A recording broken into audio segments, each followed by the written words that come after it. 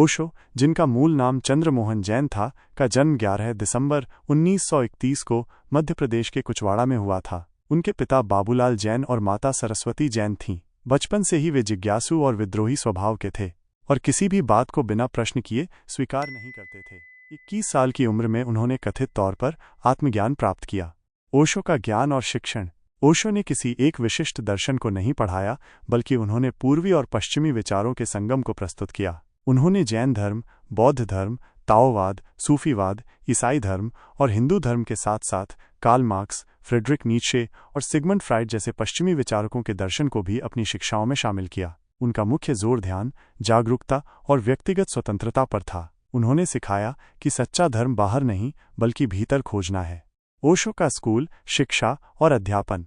ओशो ने अपनी औपचारिक शिक्षा जबलपुर विश्वविद्यालय से पूरी की, जहां उन्होंने दर्शनशास्त्र में एमए किया। इसके बाद उन्होंने कुछ समय के लिए जबलपुर विश्वविद्यालय में दर्शनशास्त्र के प्रोफेसर के रूप में पढ़ाया। हालांकि जल्द ही उन्होंने शिक्षण छोड़ दिया और पूरे भारत में यात्रा करके लोगों को अपने विचारों से अवगत कराना शुरू किया। उन्होंने पारंपरिक शिक्षण पद्धतियों को चुनौती दी और अनुभवजन्य ज्ञान पर जोर दिया।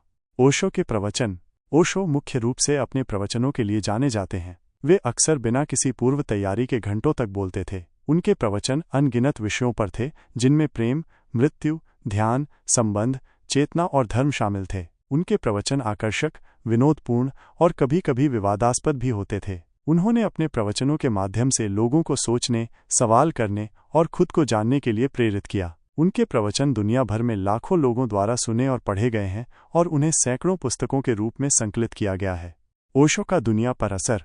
ओशो का दुनिया पर गहरा और जटिल प्रभाव पड़ा। उन्होंने ध्यान और आध्यात्मिकता को पश्चिमी दुनिया में लाने में महत्वपूर्ण भूमिका निभाई। उनके आश्रम, विशेषकर पुणे और ओरेगन में, दुनिया भर से अनुयायियों को आकर्षित करते थे। उन्होंने लोगों को पारंपरिक सामाजिक मानदंडों और धार्मिक रूढ़ियों पर सवाल उठाने के लिए प्रोत्साहित किया। हालांकि उनके जीवन और शिक्षाओं को लेकर कई विवाद भी रहे, खासकर उनके अमेरिकी कम्यून के दौरान। इसके बावजूद उनके विचारों ने ध्यान, मनोग्रंथि और व्यक्तिगत विकास पर आधुनिक चर्चाओं को प्रभावित करना जारी रखा है। ओशो ने सबसे ज्यादा किस पर जोर दिया?